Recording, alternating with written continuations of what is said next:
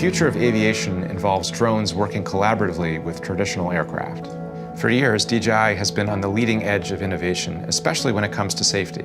From automatic return to home, to altitude limits, to obstacle avoidance, to our pioneering of geofencing. Now we're taking the next step, giving almost all drone pilots the ability to detect airplanes and helicopters that are flying nearby. We call that DJI AirSense. AirSense uses a special signal called ADS-B that airplanes and helicopters transmit to show their location. When AirSense receives an ADS-B signal, the DJI mobile app alerts the pilot with enough time to take action. ADS-B was designed for airplanes and helicopters, but already there are more drones in the sky than either of them. Drones are going to play a very significant role in the continued evolution of aviation.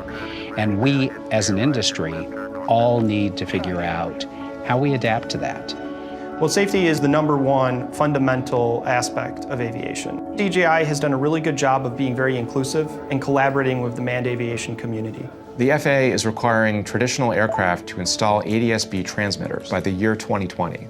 There's no mandate for drones to have ADS-B receivers, but DJI wants to be a good partner in the use of airspace. That's why we're building AirSense into almost all of our drones.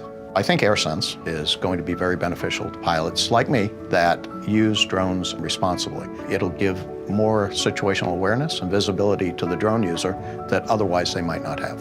AirSense is already installed in DJI's newest systems, like the Matrice 200 series and the Mavic 2 Enterprise. And now, DJI is committing to installing AirSense in all the drones it makes over 250 grams. DJI's decision to equip the majority of its drones with ADS-B is a very positive development and an important safety improvement in the use of drones in the national airspace system.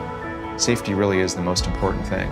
So when we design and implement our safety features, we always have as the top priority contributing to the safety of the airspace that we share.